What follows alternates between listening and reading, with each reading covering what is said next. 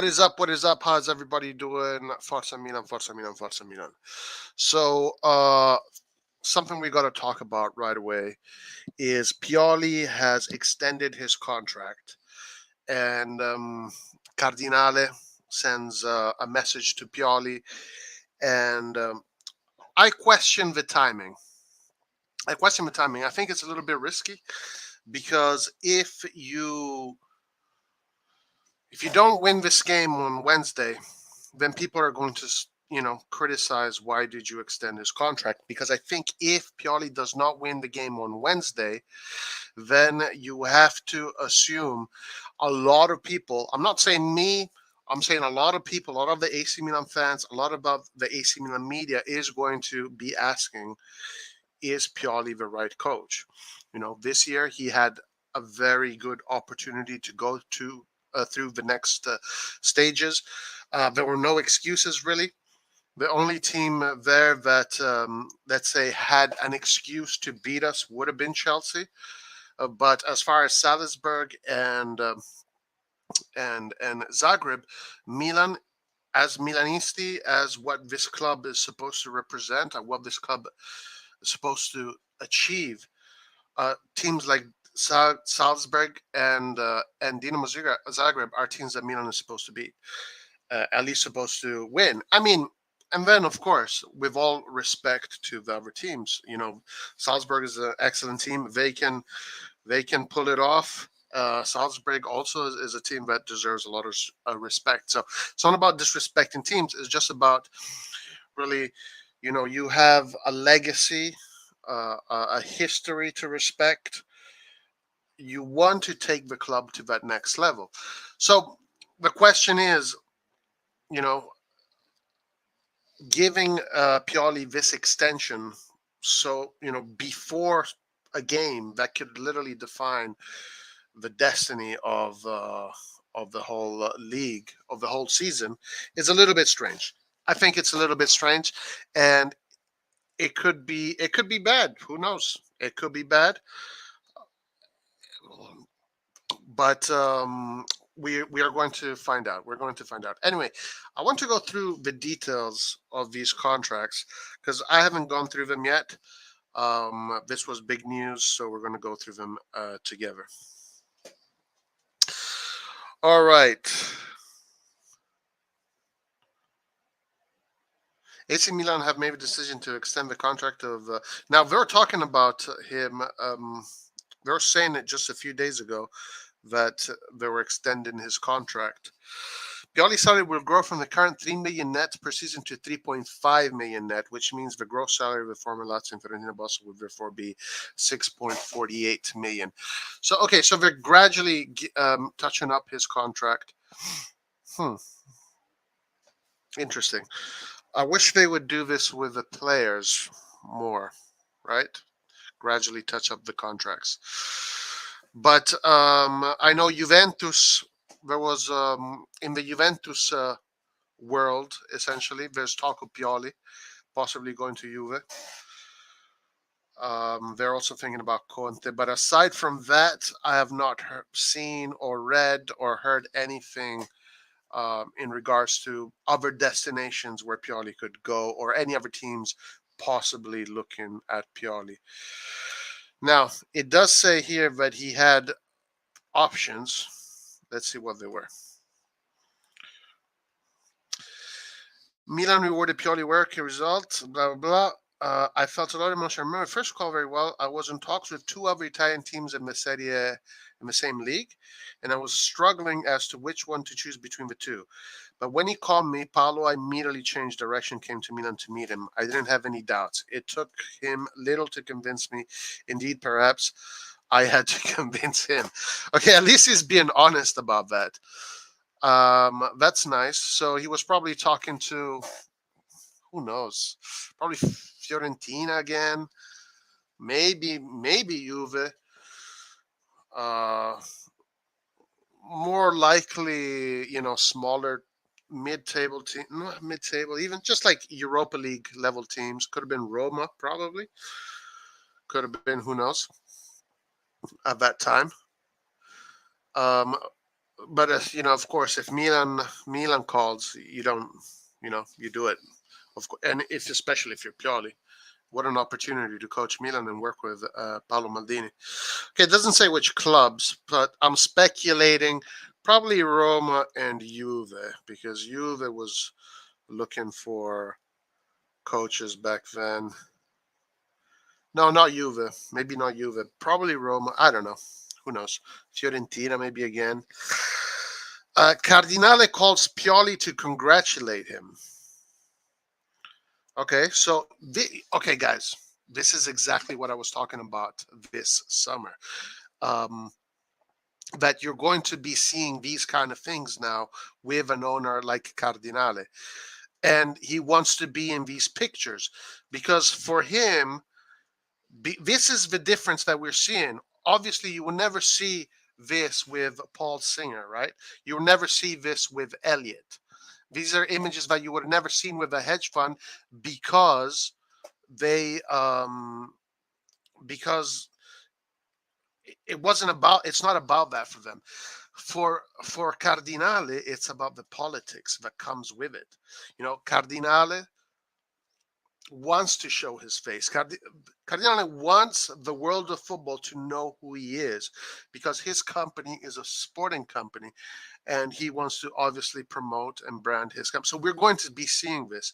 Maybe in the next Calcio Mercato, you're going to see probably we're going to sign a big player just so we can have this photo up. This is business. This is the right thing to do if you are a sporting company like Redbird is. So yeah, we're going to start to see a lot of it, a lot of this. Cardinale calls Pioli to congratulate him. He gives him his blessings. Reports that Pioli signed, blah, blah, blah. Cardinale, in fact, took advantage of the opportunity to call Pioli with the technical director, Paolo Maldini, present during the call to congratulate him on the absolutely deserved contract renewal with results achieved on the field in recent years, results which made him want to commit to 1.2 billion takeover. Yeah, that is absolutely legitimate. And that is absolutely legitimate. Now, again, the timing is strange because the next game is going to the next game is arguably the most important game of the whole season. The next game is going to define whether or not we enter the Colosseum with the Champions League gladiators or we go down to the amphitheater, back in the amphitheater of the Europa League, and not get that growth that we're looking for. It's so important for Milan to grow step by step. And I would say the most important step, and I don't want to put too much emphasis on this game, but it is the truth. The most important step this season, even before winning the Scudetto, or even before reaching top four, is going through the group stages of the Champions League. Because once you go through the group stages of the Champions League, you get the funds, you have the allure of the Champions League, and you can project, you can organize your market with that in mind, right? And as you make your team stronger for the Champions League, your team automatically becomes stronger in the domestic league. Right? So now you want to build your team based on the Champions League, which automatically makes your team better in the domestic league. So essentially, this is why it is so important. And the Champions League's not necessarily this January. I mean, anything can happen, but staying in the Champions League, so keeping that top four spot, or even better, winning the Scudetto, so you get in pot one directly, which is a great advantage. Staying in the champ gives you the opportunity to have these mercatis or mercatos where you can inject the team with a lot of quality during the course of a full summer. Kind of like what Napoli did, kind of like what Berlusconi did some years back in the day. And I think with the core that we have right now, which is absolutely fantastic, it is phenomenal. The core that Pioli, who has built with Maldini, Massara, and everybody else. With this core, you inject this core with quality, it is over. It is over. The level that you will see Milan playing is going to be stratospheric. Stratospheric. But right now, Milan is a team that, in my opinion, if they can stay healthy, they can win the Scudetto this year too. Yeah, forget the loss against Torino. That doesn't matter. The loss against Torino doesn't matter. And also, like, even before the Torino game, I said this. Other people said this. If we lose against Torino in order to sacrifice a little bit for the Champions League, meaning rest Benacer, rest Kjaer. Yeah, Leao, you don't need him for the second. Leao, just take him out second half. Doesn't matter. Giroud, rest Giroud. That is the player that we've been talking about the most. You have to rest Giroud. So these things are things that Pioli had to do. He had to do. And guys, this is what Ancelotti used to do too. Ancelotti used to do this in order to make sure that when he got to the Champions League, those games, his team was, the best he could get, in that given moment. So Pioli has took that approach, and it's an approach that, Laert called for in the beginning of this a few weeks ago, I think it was.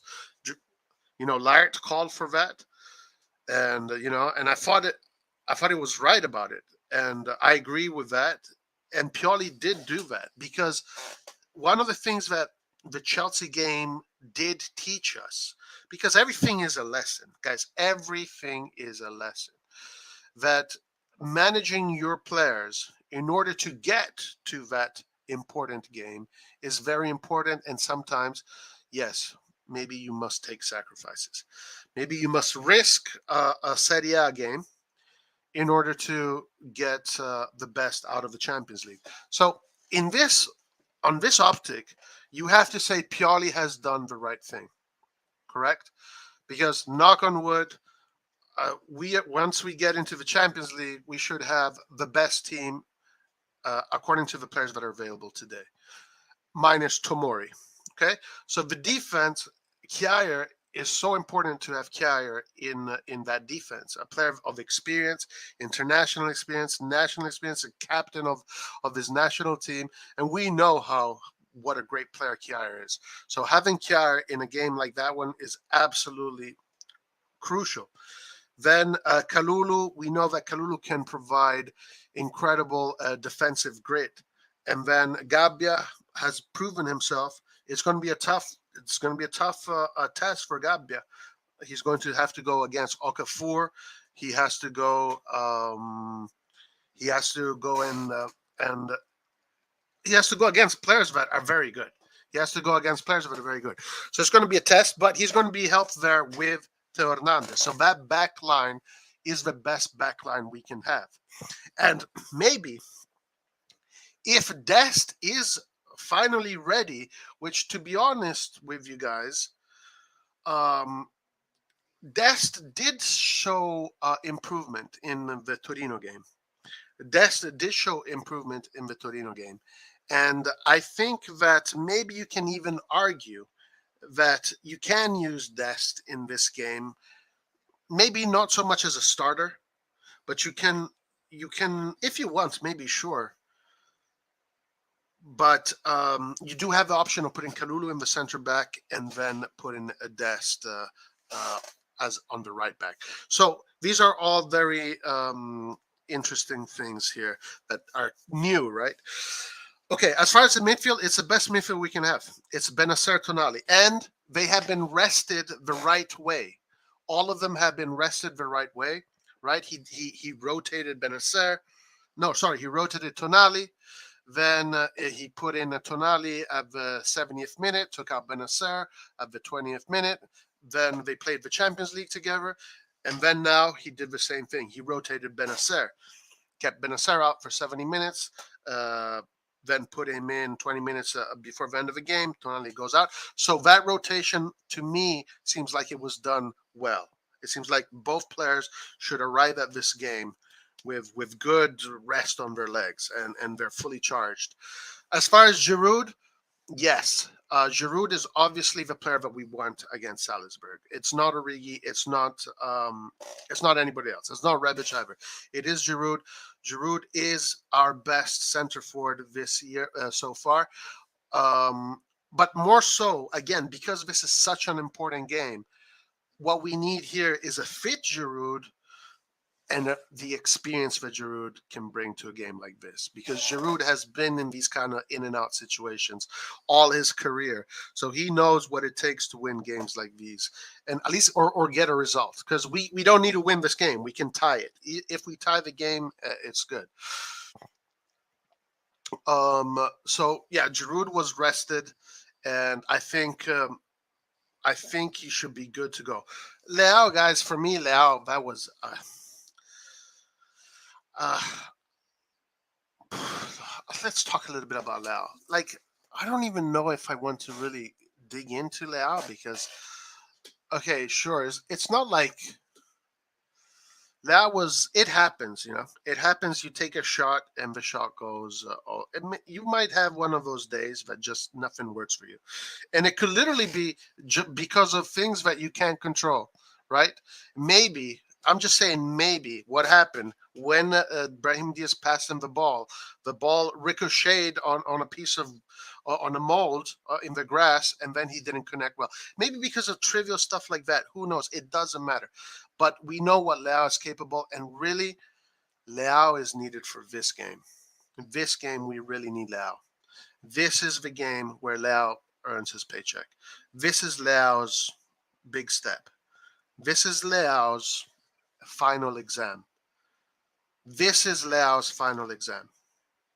So again, as far as his performance against Torino, I'm not going to put too much emphasis on it, and also because I think that if we played in a different way, that's where I criticize Pioli.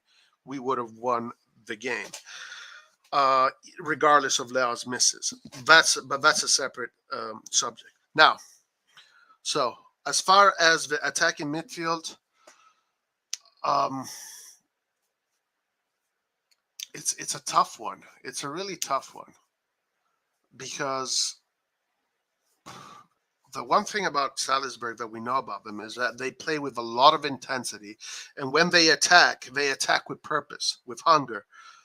They're a quality team, a very young team, very young, exuberant team, and they attack with hunger and dangerous. They're dangerous when they attack. So, you know, what are you going to sacrifice? Are you going to sacrifice quantity or quality? The issue with that goes down to the number 10 position. The 10 position can either be played from CDK, Diaz, or Krunic. If I was me, if this is me, I'm just saying me. This is what I would probably do. I think, and I might change my mind, I think I would play Tonali Benacer double pivot, and the three attacking midfielders would be Leao, Krunic, and Rebic. I think that's what I would do, and then have Giroud up top. Rebic, because he is the next guy that is, you know, with the biggest balls, pretty much. You know, he's the guy that will get shit done. So Leao, you get Leao, Rebic, and Giroud. Those are your three best strikers, essentially. Your three best players that guarantee you goals. Then, you know, Krunic, because we're going to need a defensive grit, because the problem is this. This is the problem. And probably one of the things that we're going to have to face tomorrow is that in our attack and third, we're not super precise, right? We're not super precise. Sometimes we will lose the ball. But that's normal because that's what most football teams do. They will eventually lose the ball most of the time in their attack and third, 10 out of 10 attempts, probably 5 times you're gonna lose the ball. And four times you're gonna take a shot and it's not gonna go anywhere. One time you're gonna take a shot and go, or maybe something like that. Whatever. You can even bring those numbers lower, depending on the game. So the issue is that when they get the ball and they counterattack, and we know they have qualities in the counterattack, you can't just pretend they don't exist. So when they counterattack, how are we going to defend that? So Kalulu is going to stay low. Kalulu is going to stay low, obviously, if Rebic plays, and this is what he did with Zagreb. This is what he did with Zagreb.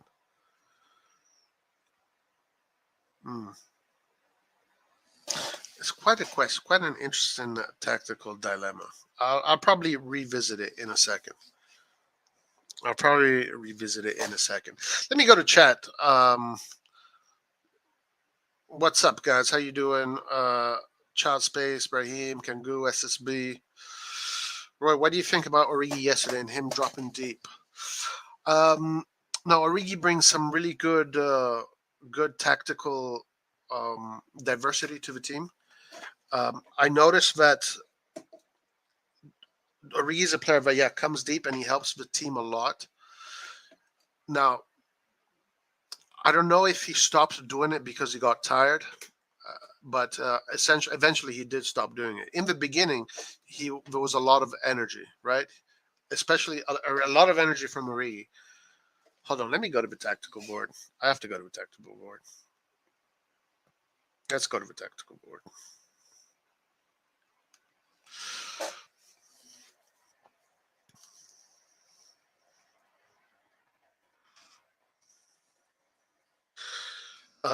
Yeah. So there's two things. In my opinion, if Pioli would have played with two low double pivots the whole game and kept them compact together, and had the attacking midfielder come in and then go back out, and the attacking wingers come in then go back out, I think we would have torn them apart.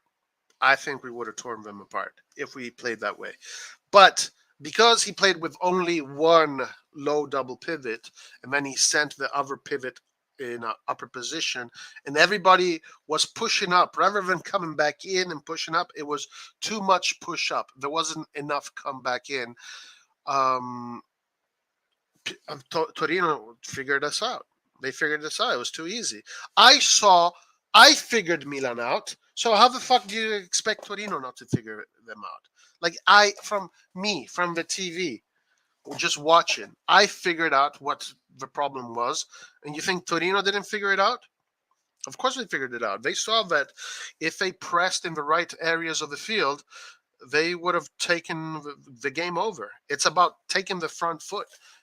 And you do that through the press. Like, the press is such an important part of the game. People don't put enough importance to that aspect of the game because it's an aspect of the game that doesn't get talked about. It doesn't get any recognition, right? It's not what you see in the highlights. It's not what video games are about. It's not action.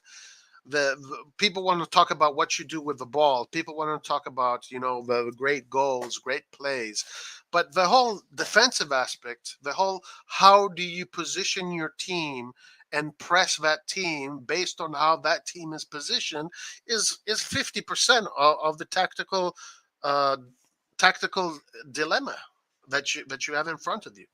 It's an equation. It's mathematics. It's basically, how do I place my team? And how do I ask them to run? And how do I press them? Obviously Torino figured them out. My question is, why didn't Pioli make that change, though? Because he should have just made the change. My question is, why didn't Pioli make that change? Because it was such an obvious change. He should have done that. Maybe Pioli.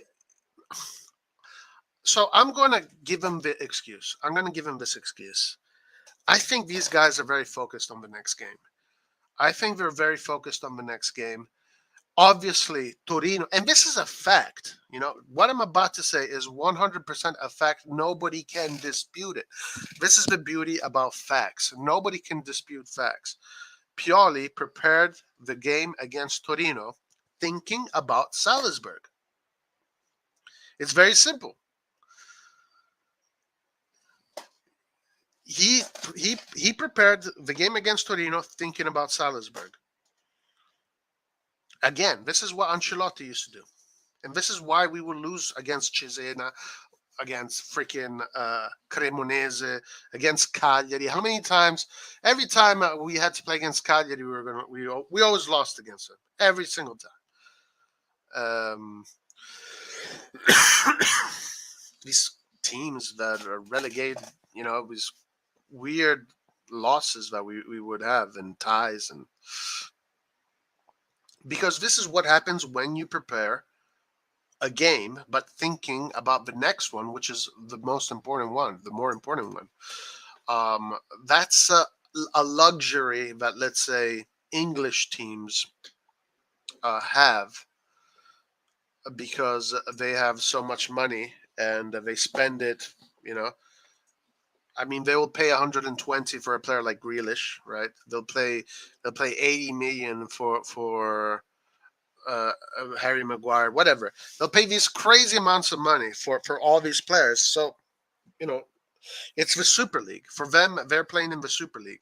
So for them, it's much easier to just right away buy the players they need and have and organize it in a way that it can be, when you face these moments of adversity, you can defeat them easier.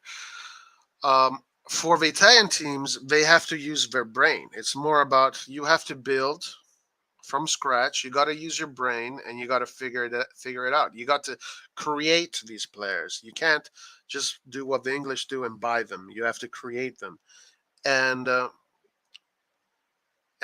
we have to do that, and it takes a little bit of time. But Milan is almost there. Napoli is there. Napoli is there. Inter, I would say, is also there.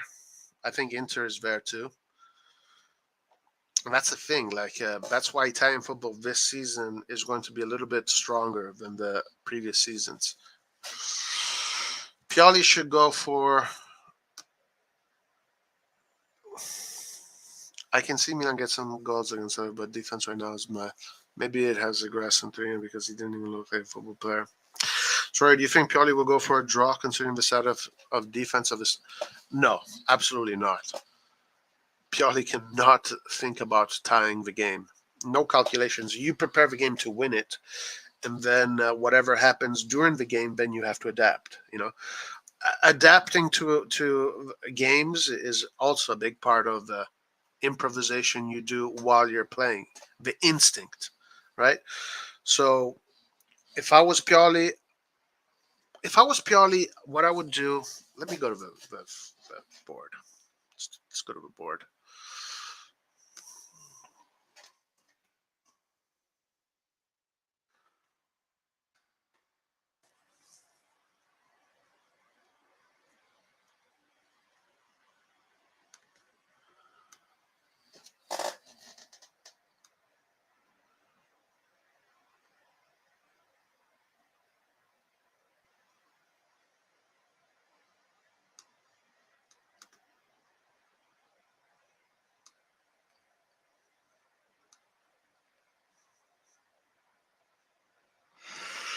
Hold on. Okay.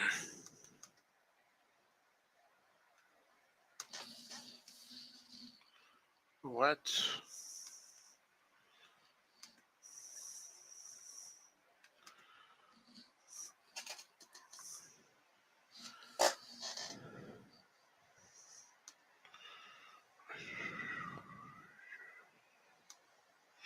Okay. So obviously, goalkeeper is Tatarusano. We can't change that. You cannot change that. Let's close this. Let's go here. Here, the options are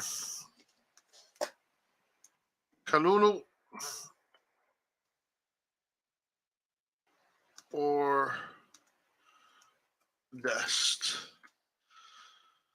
Okay. Here in the middle, we don't really have options. We have Kjaer and we have Gabbia.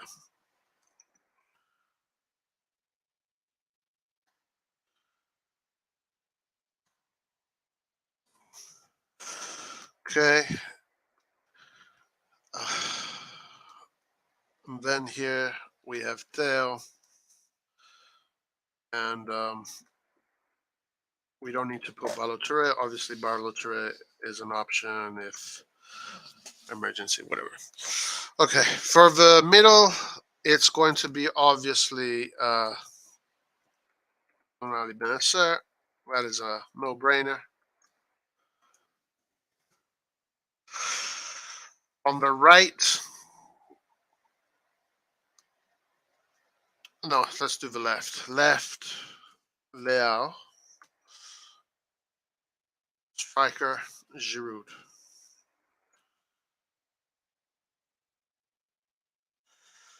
Okay. And then the two question marks remain here and here. So the options are CDK,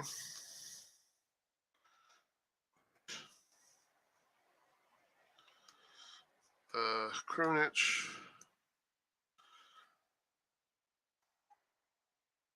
Diaz, and here the options are Rebic, like he played against Salzburg, Zagreb, and Macias. And obviously you have Origi over here. Yeah.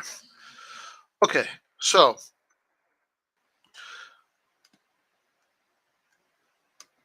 now just out of what I would already do, what I would maybe like to see would be this. Would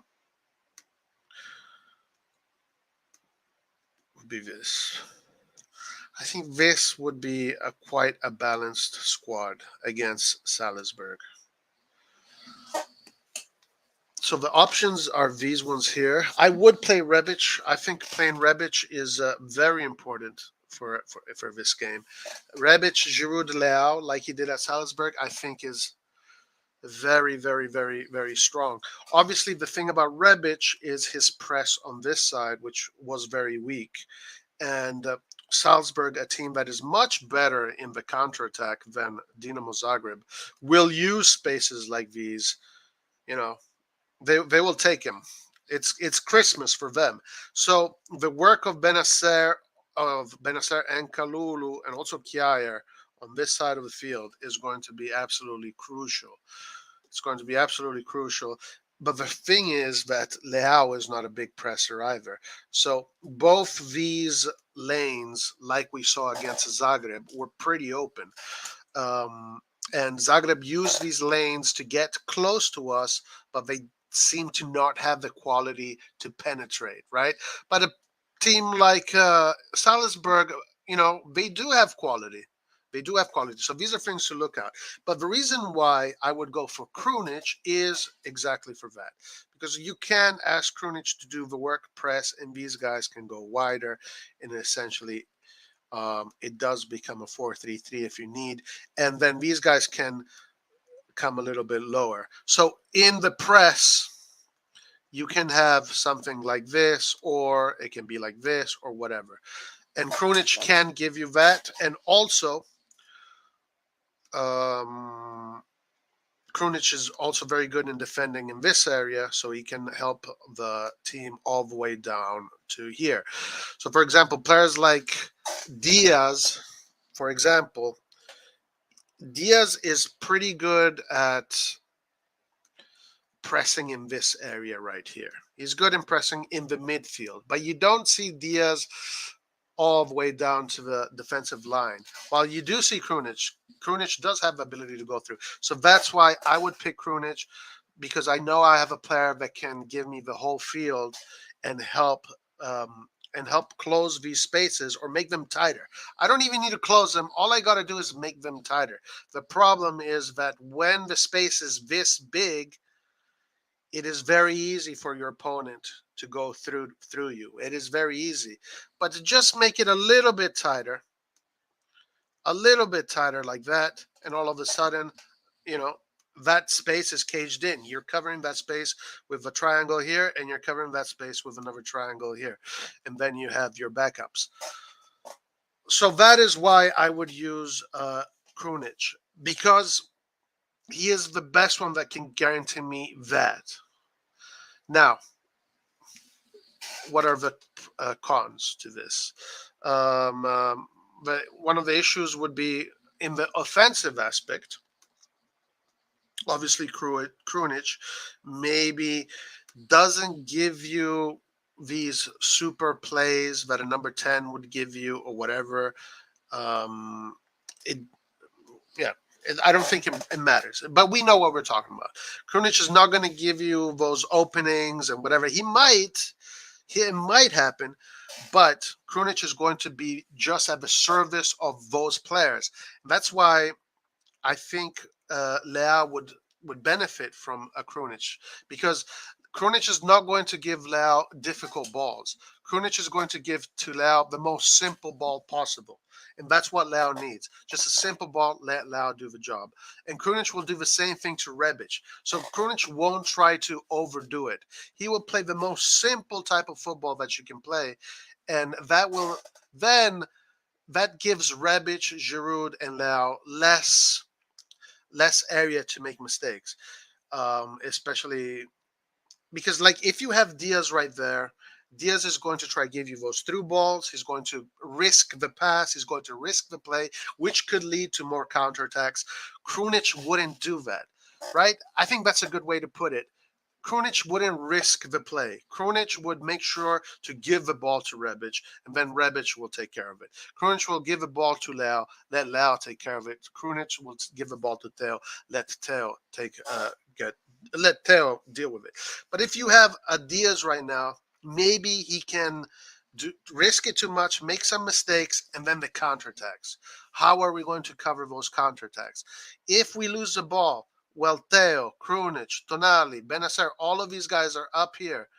And let's say one of them loses a ball, they try to do a through ball, and it gets intercepted. All of a sudden, you have all the space. These guys are chasing. How are you going to defend that against a team that has a lot of quality in particularly doing that? Because Salzburg is very good at direct football, quality direct football. That's why Krunic is the best solution. So I think I would go with Krunic, in my opinion, because Krunic would not risk those plays. And also Krunic is more fully aware of the possibility of counterattacks. So he positions himself in the spots on the field where if a counterattack were to happen, he has a better chance of getting back into position. So that is the difference between an attacking midfielder and a central midfielder. So Krunic, I think, is the best player right now to play this position. I think he would be the keystone to winning this game, actually. Now, the thing is that I don't know what Pioli is going to do. My suspicion is that Pioli is going to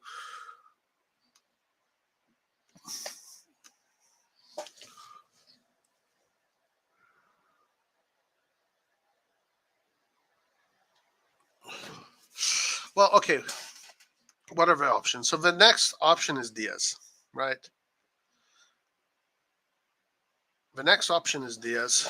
If Diaz plays, you're probably a little bit more, well, you can bite from different angles pretty much, right?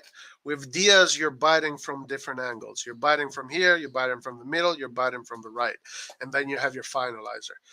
So with Diaz, you're expecting more bite. But the issue comes to what happens when we don't have the ball. Okay, when we don't have the ball, actually, surprisingly enough, when we do have our team in this kind of situation and we press high, Diaz is actually very good at the high press because he's super fast, right? He's super rapid. He moves with a lot of energy, but he's right there breathing down your neck. You know, he's right there. He's forcing the mistake, or sometimes he even pushes players off the ball because he finds himself in an advantageous pressure point when pushing off for the ball. So this is actually good in as far as pressing this zone of the field. The problem is what happens when they what happens when Diaz can't bring the ball forward, right? What happens when Diaz can't bring the ball forward? That is something that you have to ask yourself. Diaz cannot give you the box-to-box coverage. He cannot do that press-wise. Diaz might give you more opportunities to score, but having Diaz might also mean receiving more opportunities of getting scored on. I think the perfect balance is Krunic right now.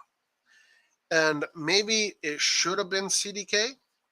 Maybe it will be. I think it will be CDK eventually. If CDK plays there, this is what we should expect. Let's look at if CDK played there, based on how he's playing right now. Let's go to CDK. Based on what we're getting with CDK right now is a press that is not strong enough yet, right? You can see that he lacks a little bit of that physicality yet in the strong press, that intensity, etc. And then as far as his football, he's always he's not in tune with the players. You see him, and also he's not in tune with his body too, because there was parts in the Torino game where, remember, he's confidently shielding the ball with his body, but as soon as that defender hit him on the back, he pushed him off balance, and the defender got the ball off of him. So we saw moments like that. His body is not strong enough yet. It's not yet strong enough. So he still needs to grow physiologically there and know how to use his muscles against Italian teams. Um, Against this team, you need a baller in order to make this work. In order for this to work with CDK has to be an absolute baller, contender, man of the match. He has to be the guy that sets everybody up. He has to be the brain behind the operation. But he's not there yet. You know, he's not there yet. What he can give you is, a normal performance. He does cover. He does cover. He will go. He will go pretty deep to cover. A little bit shy when collecting the ball still. So I don't know. I don't know if Pioli is going to use CDK. I mean, maybe Pioli thinks that CDK is going to have a great game and he's going to actually eventually get to that level where he can absolutely, dominate them ball. Is he ready Wednesday? Let's be realistic. No, probably not. Probably not. He's probably not ready on Wednesday, but he can be a good resource coming in as a sub. He could be a good resource coming in as a sub, or let's say he could be a good resource starting from the top. So again, my calculations and my opinion goes to Krunic. Krunic would give me the balance I need, and basically I still have 4 goal scorers on the pitch. I have Giroud, I have Rebic, I have Leao, and I have Theo. Remember, Theo is pretty much a striker. So I have 4 goal scorers. I have 1 playmaker. I have 2 box-to-box, 1 a little bit more advanced. And I have 3 central defenders. Essentially a 3-3-4.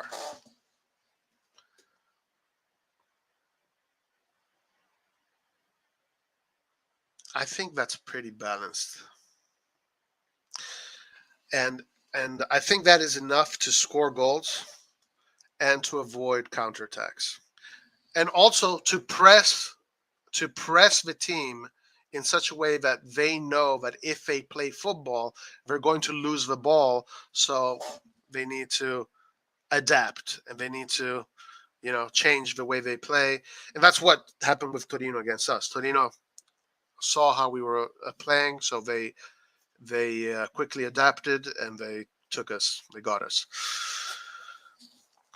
As far as the build-up, well, actually, before getting into that, let's talk about Rebic. Let's talk about Rebic. Why Rebic?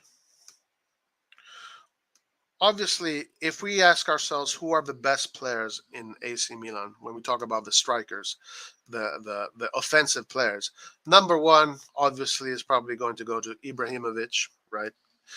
Number two, which is probably really number one, goes to Leao. Then our next best, let's say, forward player is probably Theo Hernandez, maybe I would say. Then Giroud. Then Rebic. Then Diaz. Then Messias. Well, probably Origi before Messias right now. Yeah, maybe. Anyway, Rebic is one of the best, one of our best players. So he should be playing. Let him play. This is a game where he played. This system worked against Zagreb. Let's go to Zagreb actually. How did he set up the team? Because it might be exactly the same. It might be exactly the same.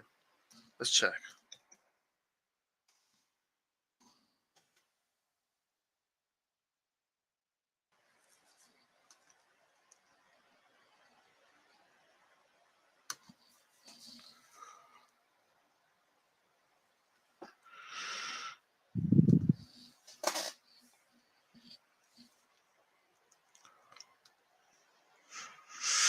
Okay, so he played with Pierre Kalulu, Simon Kermit. Okay, so basically the team. Okay, so he played CDK there. He played CDK there.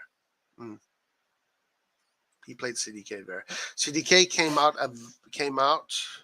and Krunic came in. Rebic didn't have a great game, but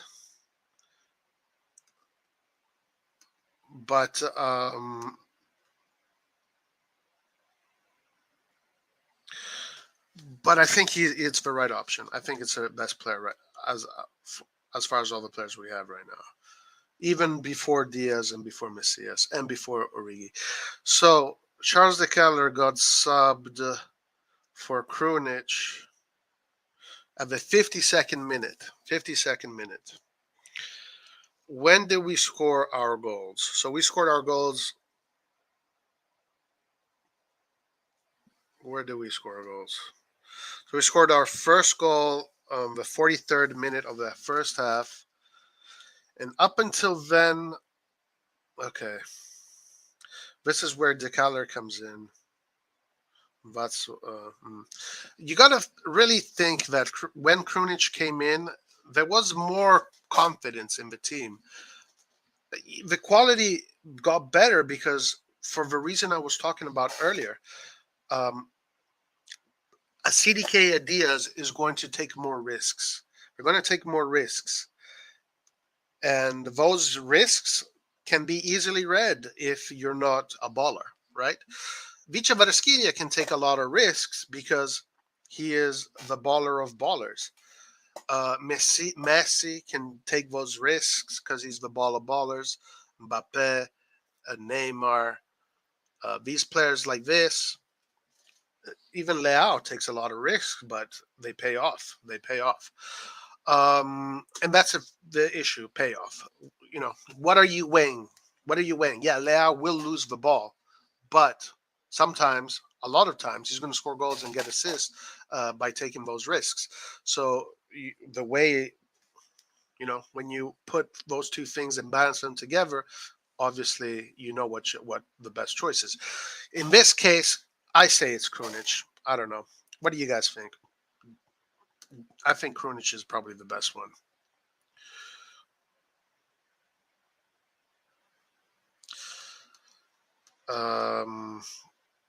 Get City Cow, stop nepotism. What? Yeah, no Tomori because he got suspended. You can't Gabbia with Salzburg very fast. It would be absolute calamity, don't you think? No, because uh, because it's more about positioning. It's more about the way you set up your team. I mean, look, having fast defenders hasn't always paid off, right? We have fast defenders. Yesterday we had two fast defenders, and we got scored on. We got scored on when we had Kalulu and Tomori many times, and those are very fast defenders. While a team like Lazio, who has Romagnoli, who we call them a slow defender, okay, now they are getting scored on a little bit more, but up until now, it has been one of the best defenses. It's about positioning, it's about tactics, it's about how the team works together, and all these players are physical, though. That's the thing. Gabbia and Kier, I think, are bigger and they're heavier. So they're not as agile as Tomori and Kalulu, but I think they're bigger and heavier. So you do get physicality. You do get more physicality or more muscle. Roy Pioli sucks and Diaz sucks. We're not winning. Oh my God. Jesus Christ. Stop with the drama, guys. It's not end of the world after one loss in the league. Stop acting like kids. We're doing good and now we're going to get better. That's right, Andon. That's right. Lord Courage for Savior. I won 3-0 at halftime, Roy. Yeah, we all do. Tomori is still serving his ban. Yep, that's correct. Isn't the red card one? No, I think it's two. Rebic must play playmaker.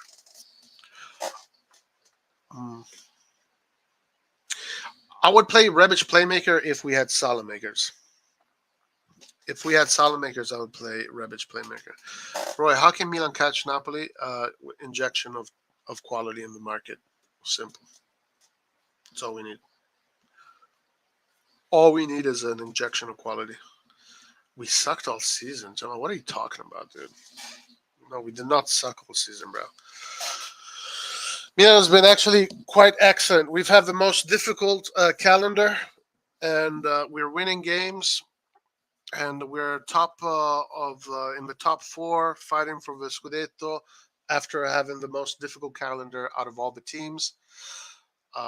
This loss goes down to the loss against Torino is a result of maybe mismanagement of bodies earlier in the season that led us to those poor results against Chelsea, where if we faced Chelsea with our first team, we probably would have gotten something out of that.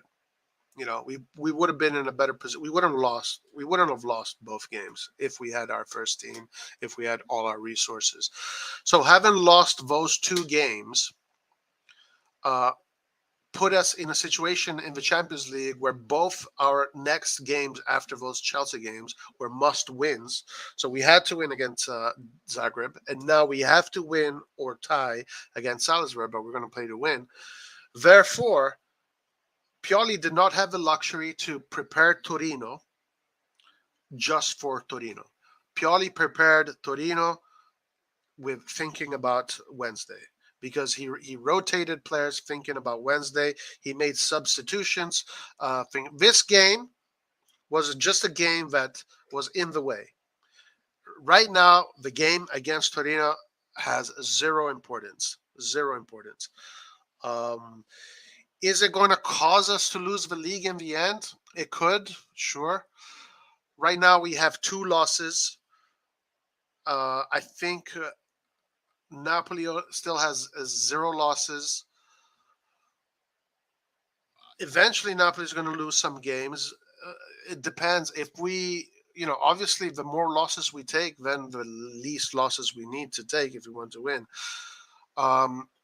Is it? The question now remains, and this is where I agreed with Pioli. This is where I agree with the Milan DNA. that what is more important, the Serie A game and try to win it to stay next to Napoli, or the Champions League game that brings you into the next stage of the Champions League? What is more important? To me, the Champions League, 100%. To Pioli, it was the Champions League. To Maldini, to the club, it was the Champions League. And I'll repeat this again for a third time. This is what Ancelotti used to do. This is what Galliani and Ancelotti used to do back in the day. So, two things we've learned. We need to manage better because too many injuries and a little bit unlucky too. And that the Champions League is too important. So, I'm pretty confident going into this Champions League game. I would say this. This is maybe something that I would say that takes my confidence a little bit.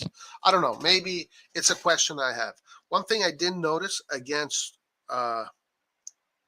Torino is that, as I was saying, because we only played with one pivot, and our second, essentially, what was happening is when these guys were playing the ball starting from the back, it was a line of four, by the way. It wasn't a line of three.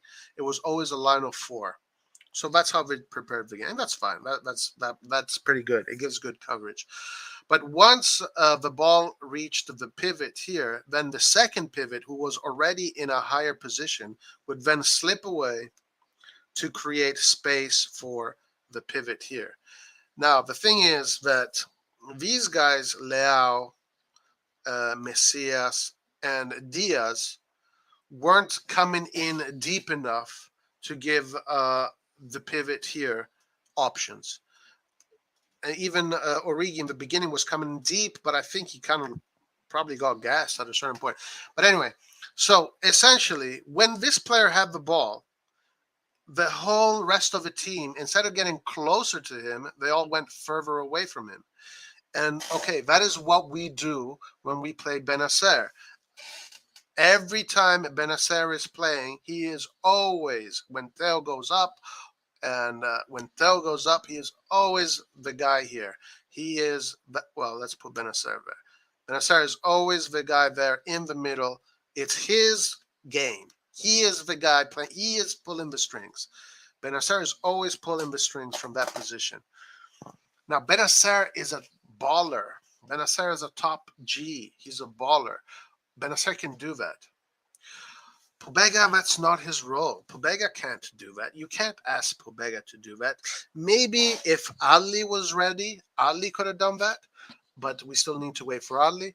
But Pobega cannot do that. So, I literally saw it happen, and I saw Torino figure them out. Literally saw when that moment happened, and you can literally tell that was the moment when Torino took the front foot. Game over, unless Pioli made that change, and that change would have been just put Tonali and Benacer, or Tonali and Pobega, at the same line, and let them play make together, and then have Rebic come in and then go out, Leao come in, go out, Krunic or Diaz come in, go out, and him go out. But at least have them together, so the distance between the players is shorter, and there's more options. Pobega and even Tonali is not a regista, a lone regista. So the thing is, like, he did not make that change. And I question, how the hell did he not make that change? I thought it was a very obvious change to make. And I don't want to sound arrogant. I don't want to sound like, but when 1 + 1 = 3, you're going to say, no, actually 1 + 1 = 2. Look, it's one apple, another apple, 1, it's 2 apples. It's not 3 apples, So mathematics is mathematics. If he plays this way against Salzburg, because I think this is how he wants to play against Salzburg, because this is what he's been doing with Benacer. Benacer is the lone guy. Tonali peels off. Krunic can come in.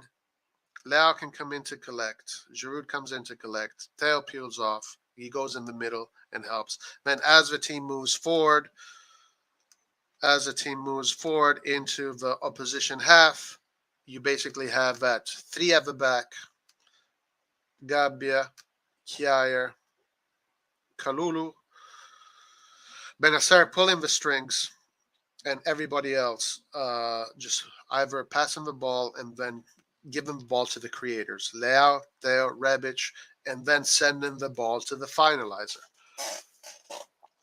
I think that's how he's going to play it. We're going to see probably a lot of Theo Hernandez going up the ball and Leao, that duo.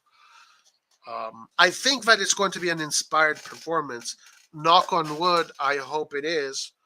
I think it is. Knock on wood, I hope it is. Reason saying is that San Siro, the energy of the people, the energy of the crowd, and it has to be one of those magical nights. It has to be one of those magical AC Milan nights. But those AC Milan magical nights, have to happen from good football. So the question is, bada bing, bada boom. Because remember, when you're trying to solve a problem, you have to always think of the cons and the pros. So let's go to the cons. What if same thing happens? This strategy that Torino didn't work against Torino, now does not work against Salzburg, of just the one pivot guy. What will happen then? Is Pioli going to make the changes? Why didn't he do them against Torino? Is he going to make the changes if this same thing happens against Salzburg?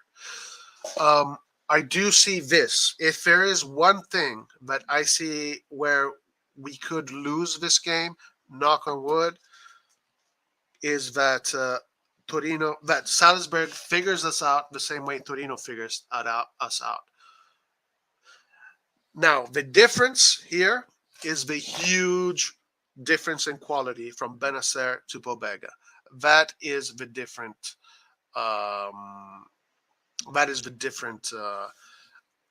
Different thing.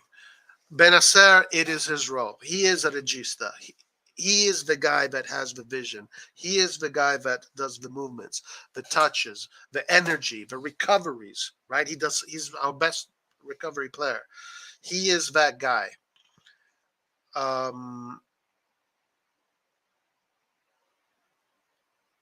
That's why I think Tonali and Krunic balance it out.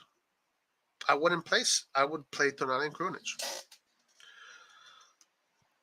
I would play Tonali and Krunic. Who are you starting, Giroud or Origi 20? Giroud, obviously Giroud. 100% Giroud. Origi could be a really good resource coming into the game around the 30 minutes from the end, or 25 minutes from the end, to bring in that energy. A few things about Origi that maybe is tied to his fitness. He started the game for the first 20 minutes with a lot of energy, but then he lost that energy. So maybe it is wiser to use all that energy in the last 25 minutes of the game. Maybe right now he is not capable of playing a 90-minute game, a 70-minute game. He doesn't have that in his legs yet. But we saw that when he does give out a lot of energy, he's very effective. He came to collect the ball really deep. For a center forward, he came to collect the ball really deep. But obviously that is a lot of running. That is a lot of, you're wasting a lot of energies. If you do that for 90 minutes, that means that you're incredibly fit. I don't think he is there probably. But if he can give that same energy he gave against Torino for the last 25 minutes, I think it would be a very good thing. And Giroud, he should be there in the beginning because he rested. His mind should be fresh. His legs should be fresh. He hasn't had a strong, strenuous game. I will talk about Pobega in a second. He didn't have and also he has experience. Leao, Rebic, Theo, these are players that are going to feed the ball they need to feed the ball. Leao likes assists. Rebic is going to get your assists. Theo is going to get your assists. And Benacer also Kalulu likes to cross those balls in from deep. So Giroud is the best option because these players need to find a target man and a finalizer. So Giroud is the best option for this game, and I think he was well rested. So I think Pioli did a very good job so far. Let's at least let's hope. As far as Gabbia, Pobega, I completely disagree with you. Pobega actually, when you play him in his correct position and you use him correctly, he's actually super good. He's super good. He can also get you goals. He can score goals. He can get you assists. His high press is excellent. His high press is excellent. His understanding of the game is pretty good too. His positioning is really good. The reason why you think Pobega sucks is because you saw him play as a regista. But if you played Gattuso as a regista, we'd probably be saying he's the worst player in the world. But Gattuso did not play as a regista. Gattuso played when you play Gattuso his position, then Gattuso is like one of the best defensive midfielders in the world. So, I mean, we saw it yesterday. Pobega needs to play as a box-to-box midfielder, a player that gets closer inside the box, a player that does runs inside the box, and he does do that a lot, and he does that actually really well. He does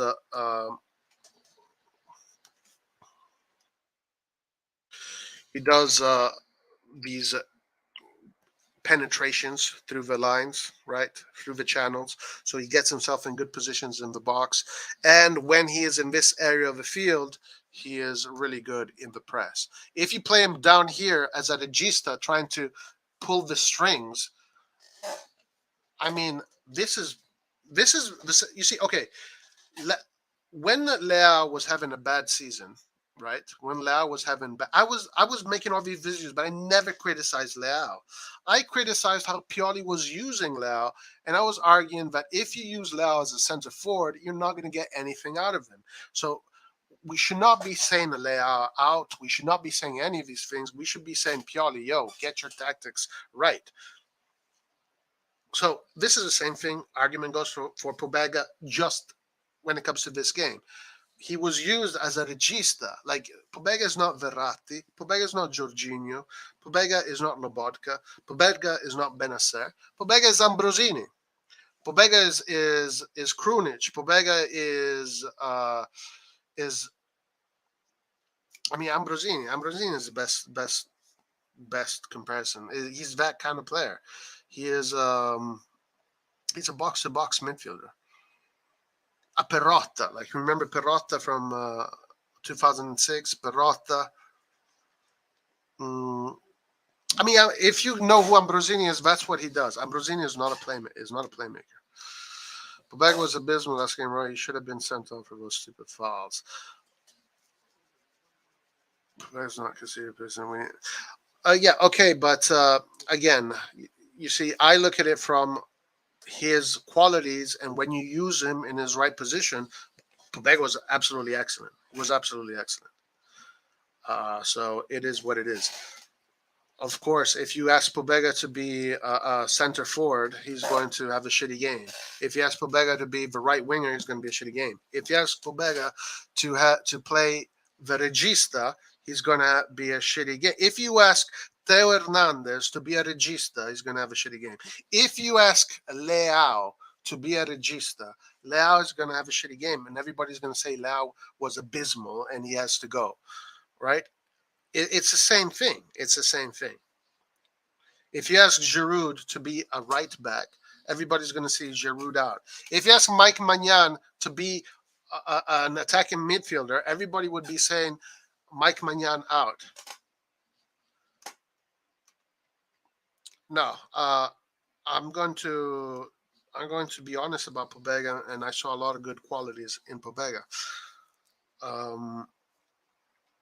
Yeah. Pobega, anyway, is going to be a good option if we need in the stretch. Tonali Benacer is the best options. Now, you said Pobega is not a replacement of Kessie. Right now, he's not a replacement of Kessie. Okay. But let's see, because maybe next year he will be. Next year he will be. Pobega has the qualities. You got to be able to see those qualities when he is played in the right context. I mean, he scored in the Champions League. He did great in the Champions League. In this area of the field, Pobega is really good in this area of the field. Pobega is really good in this area of the field. Um, Again, if you ask him to be Benacer, yeah, he's going to have a shitty game. And the other thing about players like Pobega, like Salamakers, like Krunic, a lot of these players, like you need to know exactly what you're looking at. What is their function and how good are they doing? Are they at that? It's like, with some players, it's a little bit more difficult to tell.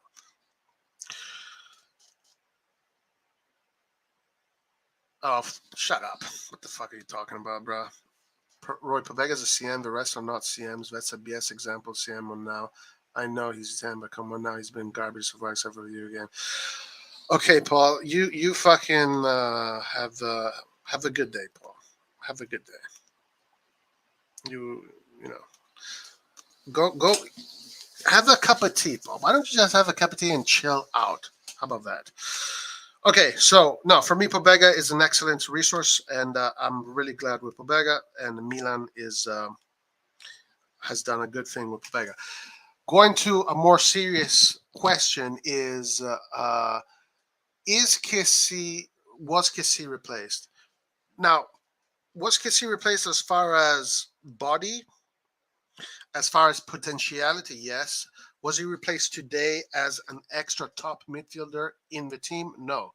Last year we had 3 top midfielders, and those were Tonali, Benacer, and Kessie. This year we can't say that we have 3 top midfielders. I think Pobega will become a top midfielder, and he can join that club.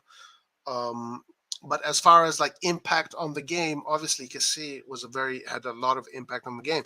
Many people in Italy are saying the reason why we're letting all these goals in is because of Kessie. I don't believe that. Even though Kessie was pretty good at defending in front of the box, he was a very good presence there.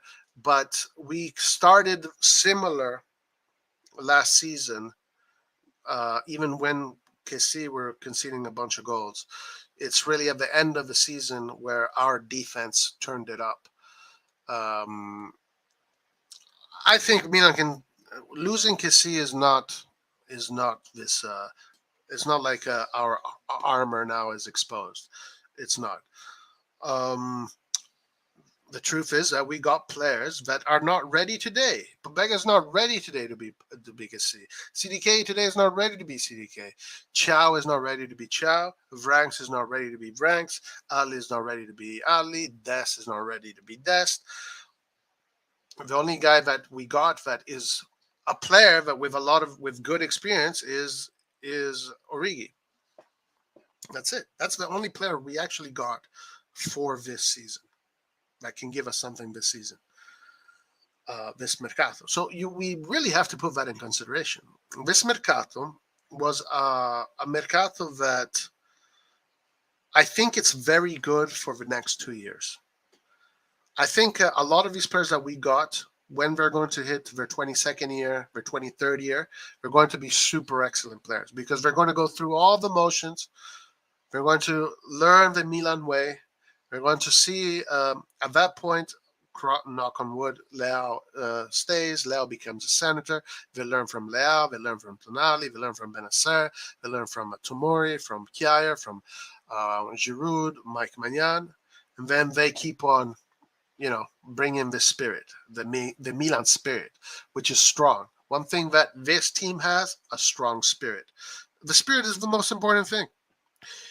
It is more important to set your team up first with the right spirit than with the quality. Because teams that set themselves up with quality first, then spirit, usually don't win.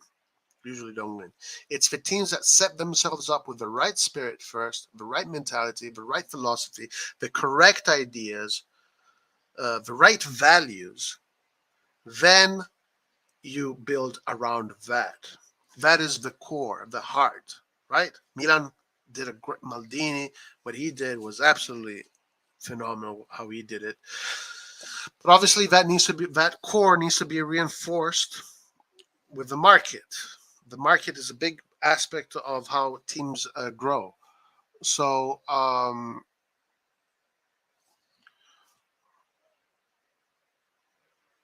so this market, you just can't. You just have to take it on the chin. Just take it on the chin, and the growth of the players that we have right now is very good. It's good enough for the things we need to do, and yeah, and I'm very excited about this game. I'm very excited about this game. Ray, what do you think about Naby Keita coming in? Who? Naby Keita. Naby Keita is the guy that played against PSG.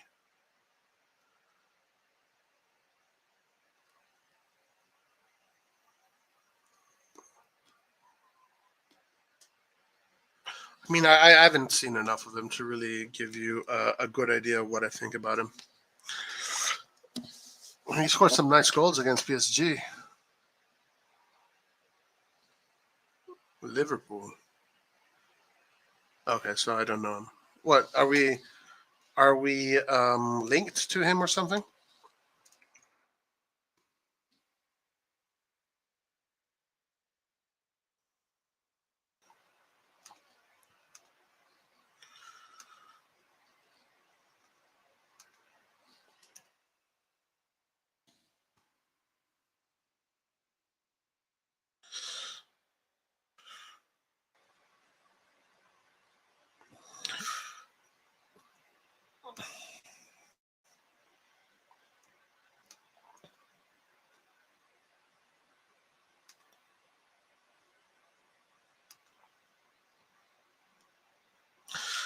We were linked with, bro. Just a rumor. Tonali for Nabi. Can't. Oh, now this Tonali thing, going to England and leaving AC Milan for to go to play in England, is never gonna happen. Like this, never, ever, ever is going to happen. It's just like there's zero chance this happens. Zero chance. Zero chance. Tonali is going to stay at Milan as long as Milan want him to be there. Tonali is going to stay there. And if Tonali has a problem with the coach, the next coach maybe he might leave. Yes, and there are people that really think that. I mean, look at Locatelli. Look at Locatelli. Locatelli had the opportunity to go to Arsenal, make more money, and Arsenal was even going to pay more money than Juventus eventually did. Like for Locatelli, his dream is not to play in Arsenal, Manchester City, Manchester United. I mean, if Juventus comes knocking at the door, Locatelli's going to pick Juventus over Man City, over the English teams. PSG is a little bit different, I think, because PSG is France. It's still the Latin countries, so closer to home. It's also a team that now has kind of created an Italian identity. Especially Leonardo brought that there. But England is like a universe away for these players.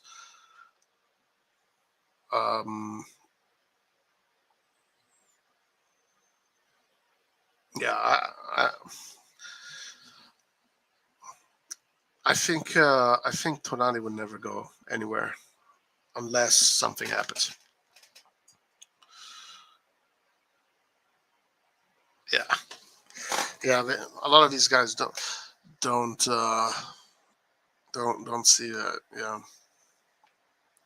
especially EPL fans and also fans from other squads. Like because there was a Juventus guy I argued with, who also made that claim that Tonali should go to England and forget Milan, and him not going to England means that he's not, he's like how we kind of, or how like people talk about Berardi not making that step.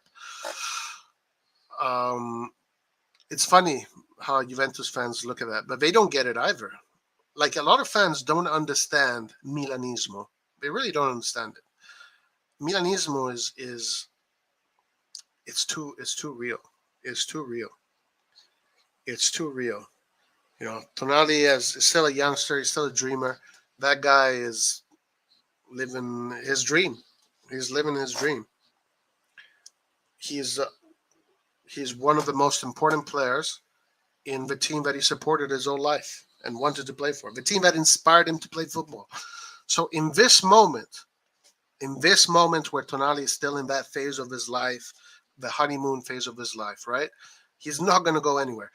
Maybe you can argue once he gets a little bit older, maybe a little bit more, maybe more, his worldview maybe becomes a little bit more business orientated, and maybe he has problems with the coach or something like that. Maybe he could eventually go somewhere else.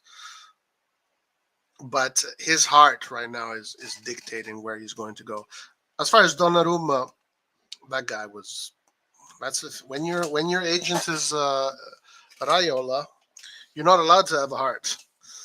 When you sign that contract, Raiola checks in your chest cavity to see if you have a heart, and if you have it, he must rip it out in order to sign a contract with him. So, yeah.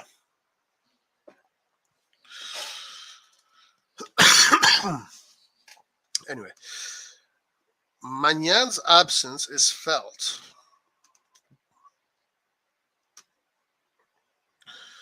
Milan have already conceded 13 goals in the league this season, a figure higher than all the top-ranked teams with the exception of Inter. Okay, now last year, at this stage of the Scudetto, Napoli had the best defense. And Napoli had the best defense for almost the whole season. But we caught up to them in the last 7 or 8 games. So, I'm not too concerned about this right now. Stefano Pioli's side failed to obtain a clean sheet for the third consecutive Serie A match, conceding twice for the third occasion, blah, blah. Aside from the numbers, there has been the impression that Milan are not as resilient this season as they have, often letting goals from potentially avoidable situations. The set piece that opened the scoring Torino, blah, blah, okay. The record extends to the Champions League. When looking at the 17 matches played between the league and the UCL, Milan have kept a clean sheet only 4 times. Bologna, Sassuolo, Juventus, Dinamo, Zagreb. Okay. Doesn't matter. All of this doesn't matter. All of this does not matter. The injury to Mike Maignan plays a part because he's a goalkeeper who provides more than a guarantee between the goal post because he saves up. This matters, yes. Having Mike Maignan matters because Mike Maignan guarantees you wins, guarantees you're going to win games. Even if you're going to get scored on, he still guarantees you that you're going to win games.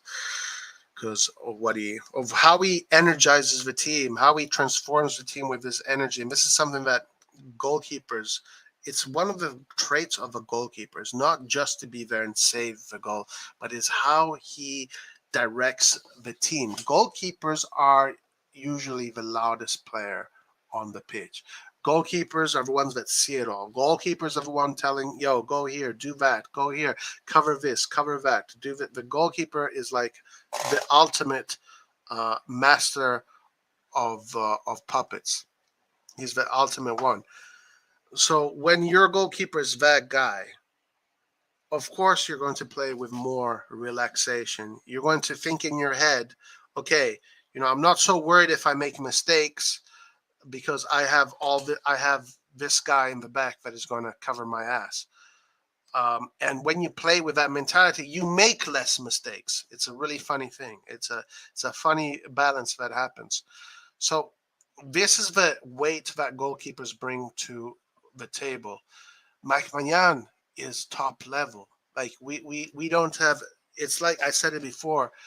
Mike Maignan to Milan is like what Vice Verasquilla is to Napoli. Not just quality, but personality and everything. Like I'm talking about that level of a player.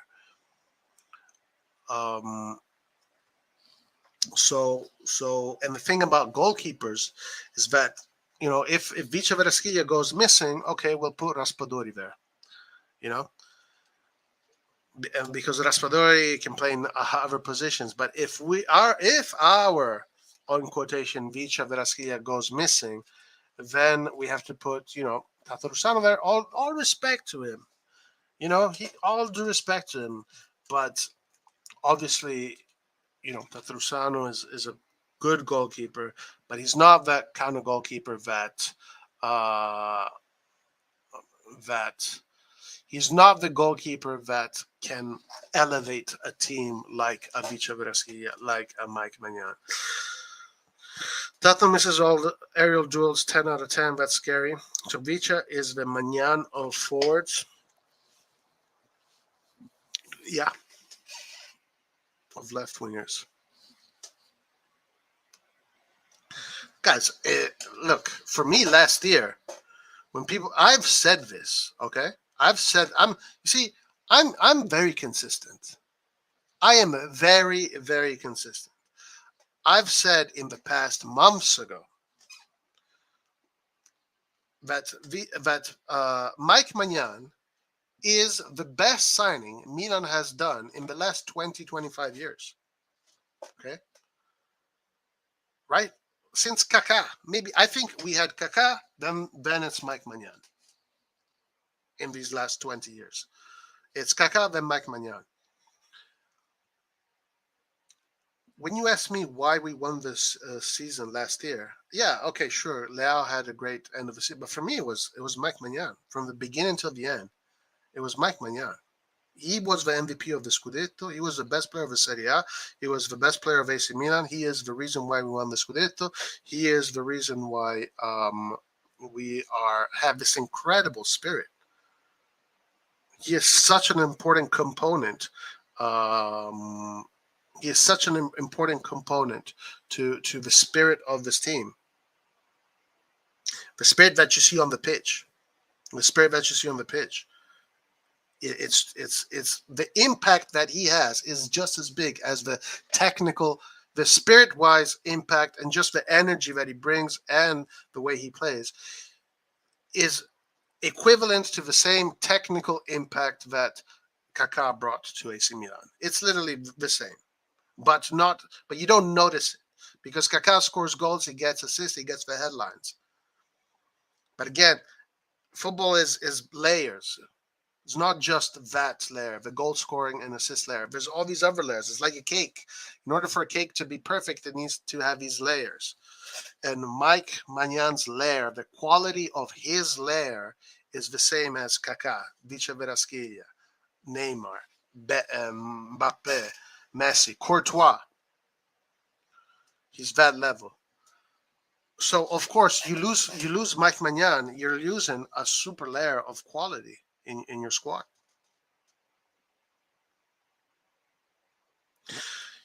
Yeah, Ibra was a great decision.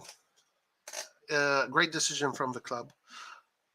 Of course, Ibra is one of the one of the greatest players ever. But of course, he deserves a shot too, because of what he brought to the club, also as far as his personality. Yeah, but anyway, going back to Mike Maignan, he is a guy. He is a dude. Re-energized the squad till we won the Scudetto. He had a big part in it, and he still does, Ibra. What's up, fam? Haitian Montana, how you doing, my man? How's it going? Yeah. What's this all about?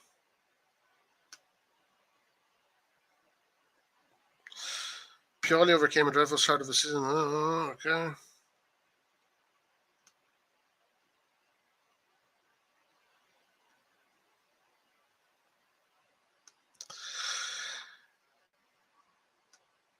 Milan managed by intervening giant to fix two problem areas. Okay. While waiting for Victor Maldini and Massara may begin to consider position signing backup goalkeeper of a higher level, bringing forward. That's a good idea. I don't want to sound like a piece of shit towards Tato Rusano, but I think that's a very good idea. It's a very good idea. I mean, look at Juventus. They have Perin and Szczesny. Both of them are top level. Perin is absolutely a great goalkeeper, and he's young. He's a good age. Um, Onana and Handanovic is a really good pairing.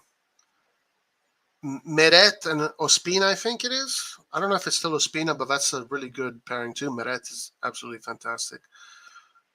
And then Milan needs to maybe up that position. But Cyprian, come on, man. Prove us wrong. Prove us wrong. I'm all about Cyprian tomorrow. I'm all about Cyprian Tatarusano tomorrow.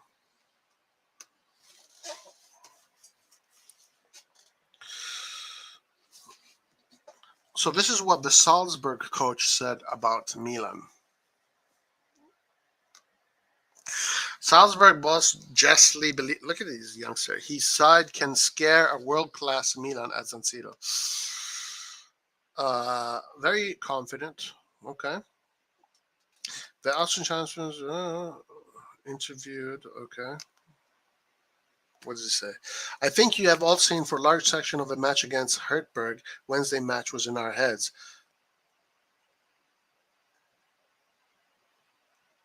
Okay. And I think you see, guys, what he said. Listen to his words. Listen to his words. I think you have all seen for large sections of the match against Hartberg. Wednesday's match was in our heads.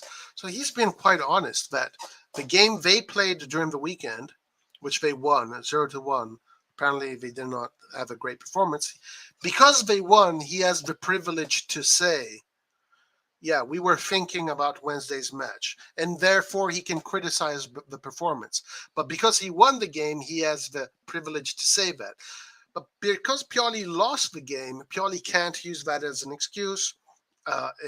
It wouldn't sound good in the media for him to use that as an excuse. So Pioli's also did the right thing in just talking about the Torino game and not put in this idea that we were thinking about the Champions League. But that is the truth. That is the truth. All these guys, we know for a fact that Pioli was thinking about the Champions League game because we saw how he put the formation together. We know for a fact. Leao, his mind was at the San Siro. Leao's mind was at the San Siro. Because Leao knows that this game at the San Siro is going to be the most important game of his career so far that he has ever played in his life. This game at the San Siro is going to be the most important game of his career so far. It's going to be, we finally reached an exam. This is the exam. Leao has an exam. And let's see if he passes this exam. And that is where his head is at. That is where his head is at. Same goes for Benacer. Same goes for a lot of these players. Huge test for Gabbia. Huge test for Gabbia. Absolutely epic test for Gabbia.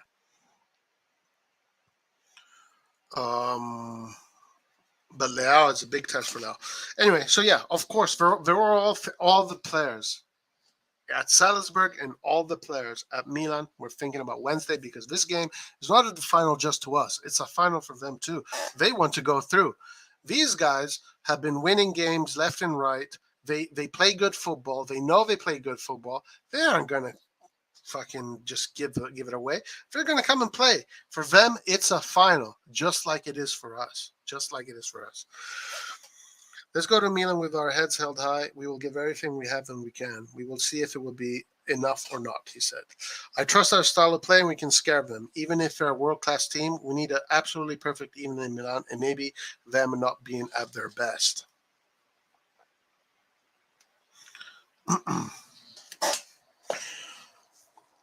The energy of the crowd will dictate how this game will go. The energy of the crowd will dictate how this game will go. The spirit, the confidence of the players, the mentality.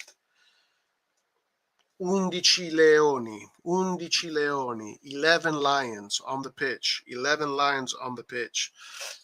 You put 11 lions on the pitch, you're winning this game. You're winning this game. But anyway, games need to be played. Games need to be played. So talk is cheap. Talk is always cheap. Let's talk about the repercussions of not going through. If we don't go through, we're most likely finishing in the Europa League. Personally, I'll feel like it'll be a failure. I'll feel like the season will have been a failure, and I won't really care about the Europa League. Europa League doesn't bring anything. Literally brings you nothing unless you win it. If you win it, then the players will be very happy. But the Champions League is different, because the Champions League, even if you don't win it, just being a part of it is like winning, right? And it's like this extra level of of success, of plateau. It's this extra, it's this plateau that is just in a much higher dimension.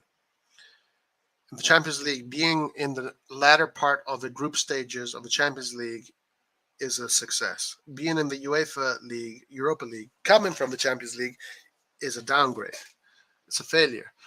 So unfortunately, if we don't go through this season, for me personally, and I think for the club economically, and as far as the club going forward, will have been a failure. So there's a lot that is on this game. The only way to fix that failure would be to win the Scudetto again. If you win the Scudetto again, then and it's the second star, then the blow won't be so bad. The blow won't be so bad. The best scenario would obviously be going through the group stages, maybe going as far as you can, and then winning the Scudetto. So obviously that would be the apex. The worst thing that can happen is not going through the group stages, going into Europa League, getting knocked out, and finishing the Serie A at the 8th place. 7th place Conference League, 6 and 5 would be Europa League. Finishing anywhere in the 4th, between 1, 2, 3, and 4, it's good, no problem. There's a slight disadvantage in the pots, obviously, but it's fine. Would you sell Leao if Milan goes to Europa? I think it will be more difficult to keep him. I think by going into the UCL, Milan might be even more so energized to keep him.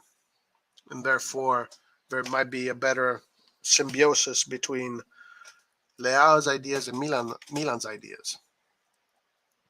Would I sell Leao? No, I would never sell Leao in any circumstance. Okay, unless he doesn't want to re-sign a contract and he wants to go somewhere else, then yes, I would sign him. But would I personally sign him to gain advantages, sell him to gain advantages? No. For me, we have a Leao in the team already. But getting a new Leao right now at that level, those numbers, costs more than what it costs to renew his contract and do all the rest. So, no, Leao should stay at Milan. He shouldn't go anywhere. We should keep him. Milan should 100% keep Leao.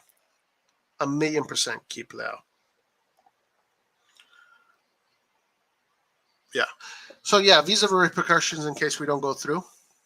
They're salty repercussions. Salty repercussions.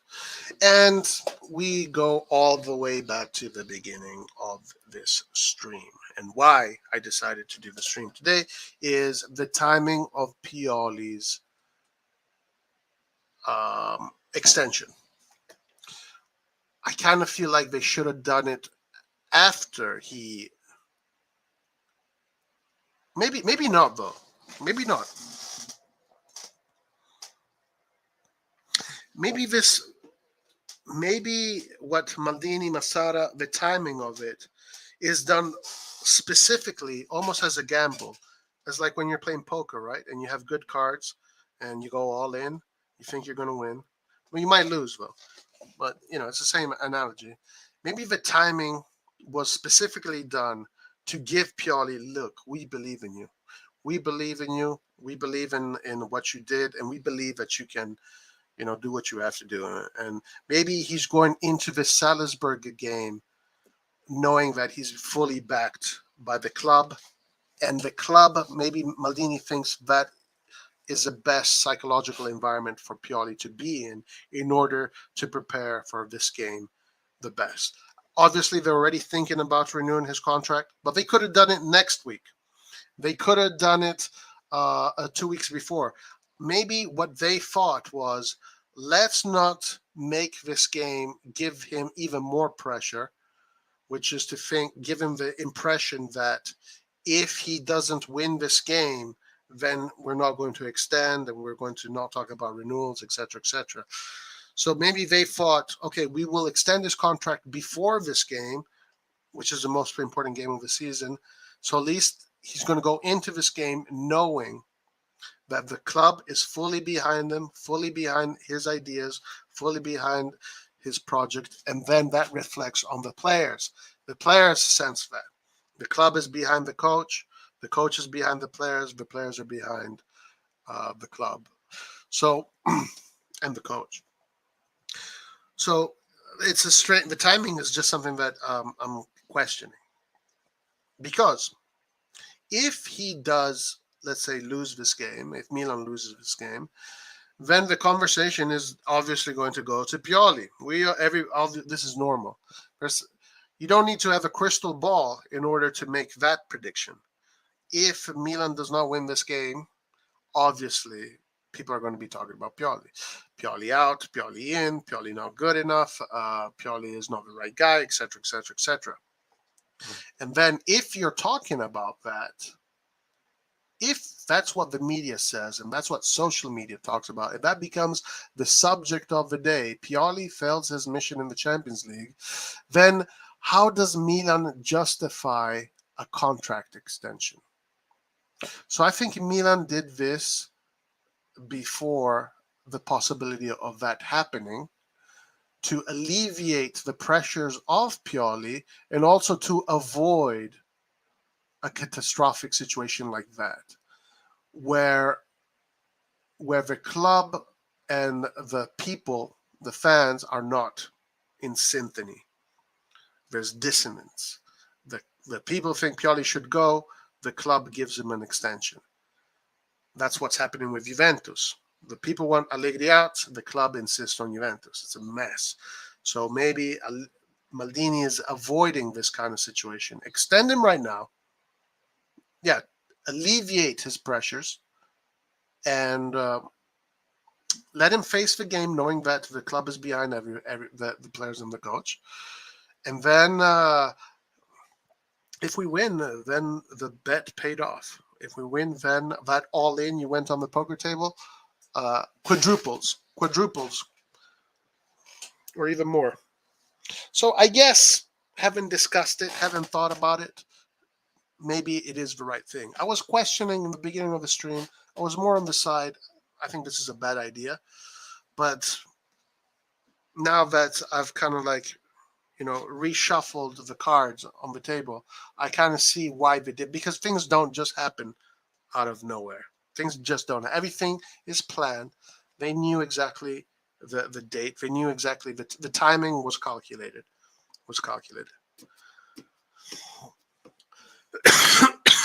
But also, let's talk about this. That let me say this, and then I'll go to this question here. Let me say this. The fact that they did extend the contract also suggests that Milan is willing to keep Pioli, even if Pioli does not succeed. They're probably going to evaluate him at the end of the season. And of course, I do think that even if Pioli does not achieve Champions League qualification, sacking him in January would be the most dumbest thing you can do. You would probably want him. You'd probably want to make him feel as if that he's still the right guy, because otherwise that can also That could probably also hurt the Scudetto. The club has to be behind the coach.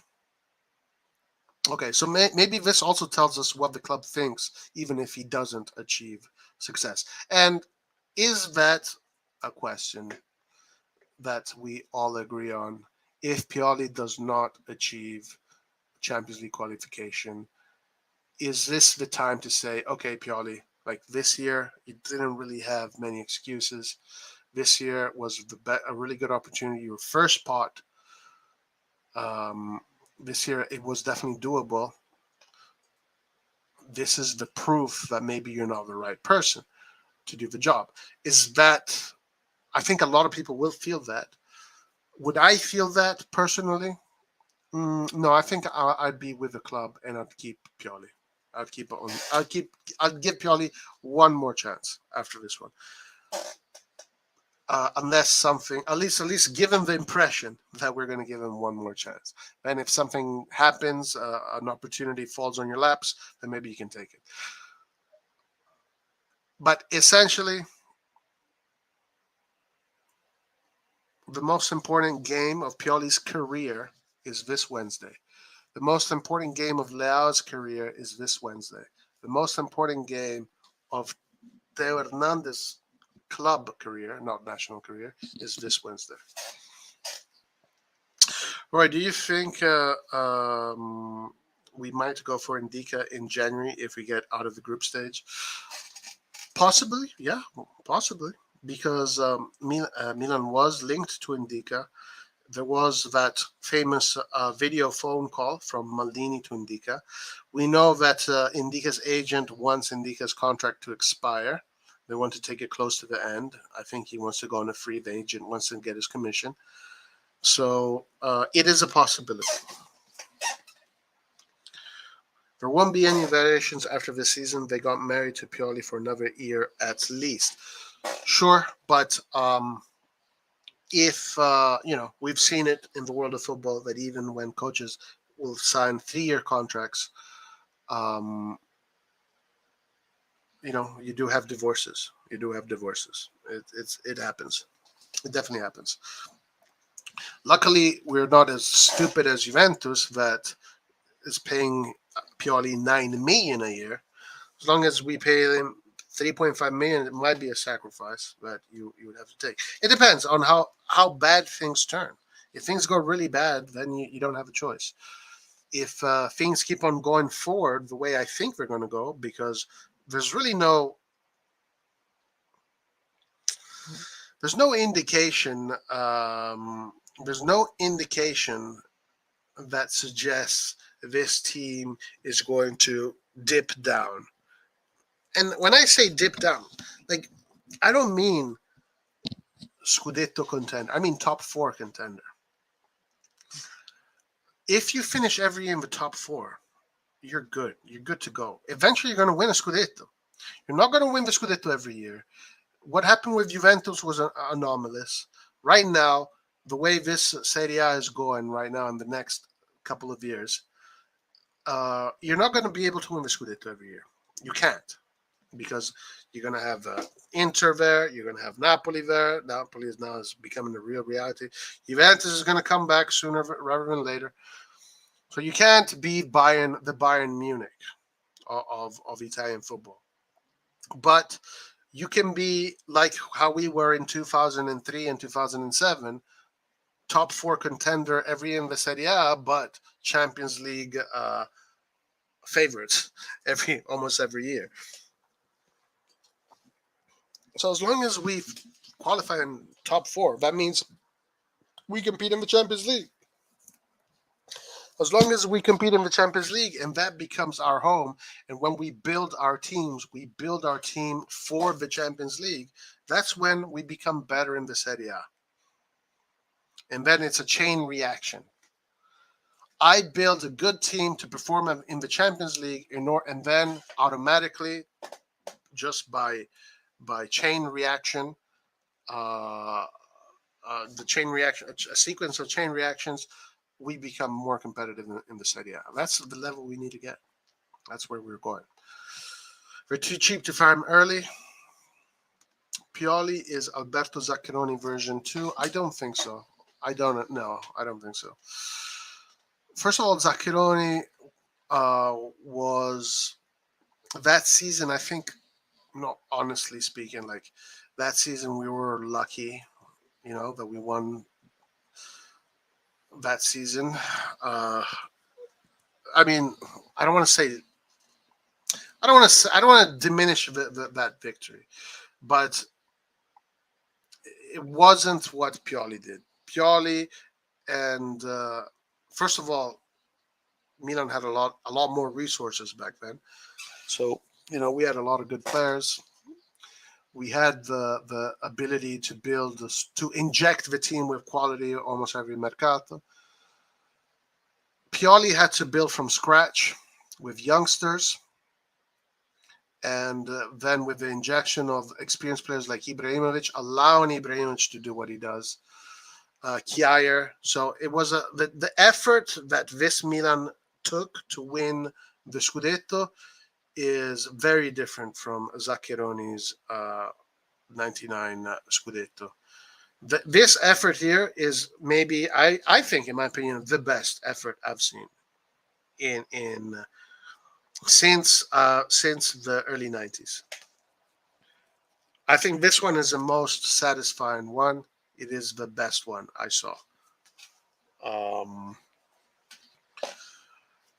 It is definitely the journey, but it really comes down to how the team was built, and basically following the journey of how the team was built in an environment in which we don't have those financial resources that these other teams have.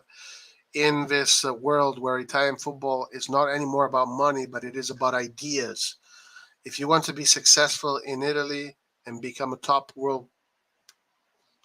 winner, top dog in Europe, you can't do it through money. You have to do it through ideas and through the ability to grow players. So Milan has been doing this absolutely brilliantly, and sooner or later, this creation is going to fully bloom. I need us to finish up top 3 or 4 so we can buy some good players. Yeah, I agree. Much better league at the time. Yeah, the league was better, but you also had in those eras, like for example, between 98, 97, 96, no, 97 and 98, like Milan was finishing 10th, was finishing 11th.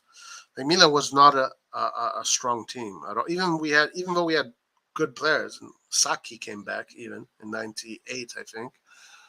Or 97 or 98. No, 98. He came back in 98 because we won in 96. We won in 96. And then 97 was 10th. Then 98 was 11th. And then 99 was 1st. So between 98, 97, and 98, like Milan was not couldn't win a game. So even during that period, you had teams that the best Serie A I remember it ever being was between 2003 and 2007, when you had Milan and also early 90s, because Milan, Inter, Juventus, and Napoli were very strong. But then late 90s, Milan took this huge dip and kind of disappeared. But then in 2003, you had a very strong Roma, you had a very strong Juve, you had a very strong Inter, and you had a very strong Milan. And then that kind of kept on going for a while. And then the league was tough as fuck there. I mean, Italian teams were getting really far in the Champions League. Italy won the World Cup. Milan won in 2007, got in the final in 2005. Italy wins the World Cup in 2006. 2004, we could have won that Champions League. 2003, either Juventus or Inter could have won all those Champions Leagues. That's when I remember the league being the strongest during that period. And of course, early 90s, but I was quite young back then.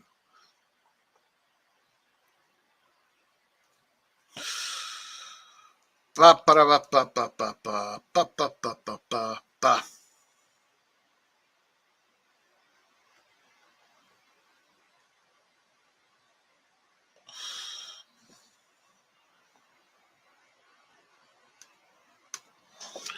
Okay. Let's see if there's any other things I wanted to touch up on.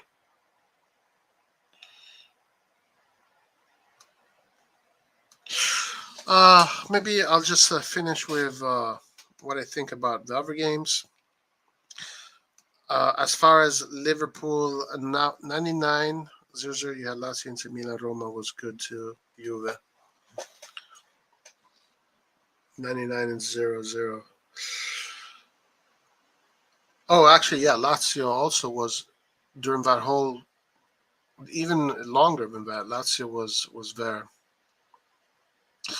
The thing about that era 99-0-0 was, as far as Champions League goes, it was just Juve that was coming out of the Lippi era. But the other teams weren't doing so great in the Champions League. That's why I consider the 2003 era onwards better, because the Italian teams were doing very well in the Champions League. Fabio Capello was the coach in 97, second half of the season. Fabio Capello or Arrigo Sacchi? I think you mean Arrigo Sacchi.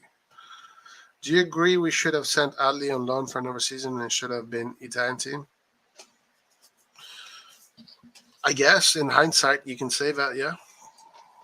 I mean, he's not being used. Lazio 1-0, Roma 1-1. Yeah.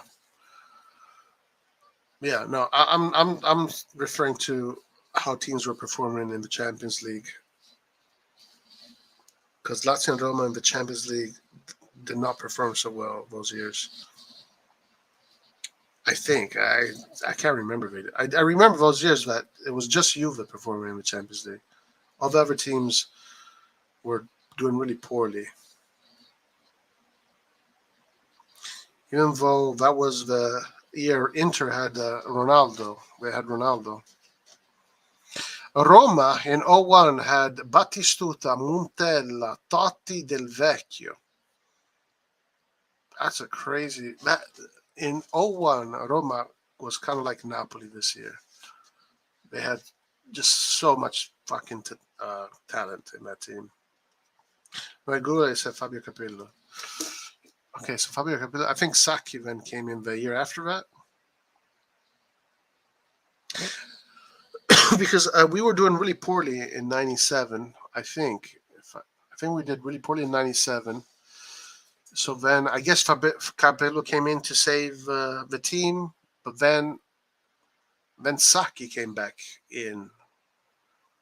Was it 90? Or was it 95? No, Capello was... Last year Capello was 06. Then he left. I think Tabares came in. Or the Turkish guy. I can't remember his name. Well, whatever. Memory lane. All right. Zaccheroni Scudetto was more impressive. I disagree. I think that Scudetto was a little bit lucky. I think there was a lot of luck there. Also because we didn't really build a team back then. I mean, right after that Scudetto, the team completely dropped. Like, we did really poorly in Serie A and in the Champions League. Then we didn't even make the Champions League a year after. I think that was a very anomalous year.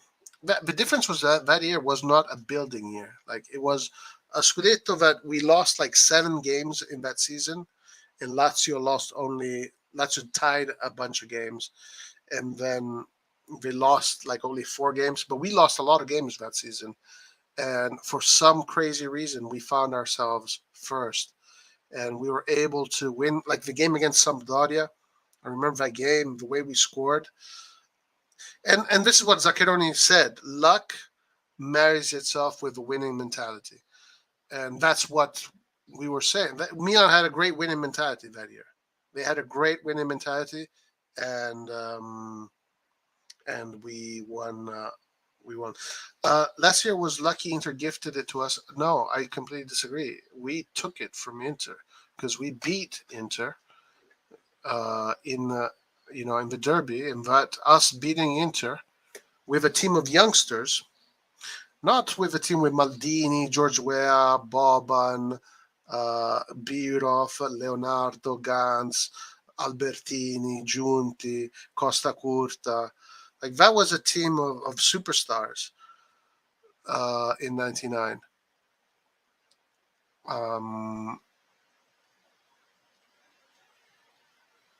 This one here is a team of kids that we grew from scratch. I don't think it compares.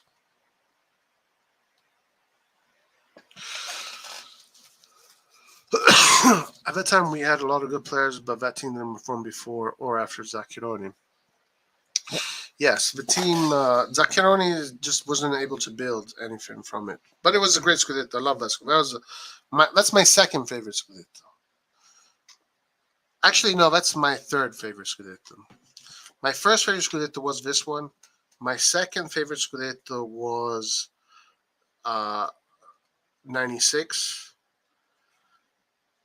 And then the 2004. The Van Basten Scudettis were nice, but I didn't experience them as much as the other ones. I remember just that time it was difficult to follow every game.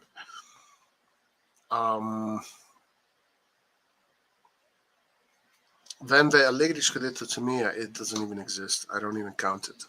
For me, that Scudetto, I'll put it in the war chest. It's there on display, but that Scudetto to me was worthless. Absolutely worthless. Absolutely worthless. All right, guys, we're going to close for the day. I just want to finish with what I think about the games tomorrow. Against Napoli, Liverpool has to score 3 goals in order to get to first place. So I think we're going to see a very offensive game. I think Liverpool is going to try and score 3 goals against Napoli. I think Liverpool also, Klopp said in his pre-conference, he said Napoli is the best team in the world. So Liverpool is just going to go all out. They're going to try and score many goals, and Napoli is going to try and score many goals. So tomorrow, I'm expecting to see a goal fest. At least that is the hope.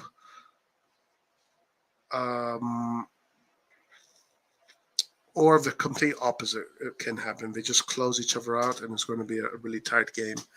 But judging how Liverpool play and judging how Napoli play, I don't think none of these teams are going to conform and change their style of play. Both of them are going to play to win, and we're going to see a really, really nice game at Anfield. Predictions for that game,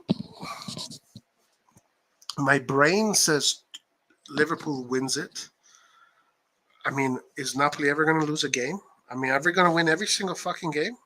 Like, they haven't lost a game since the beginning of the season. So sooner or later, Napoli's going to lose a game. It could be this one here, but I think they're going to perform really well. I wonder who is going to play.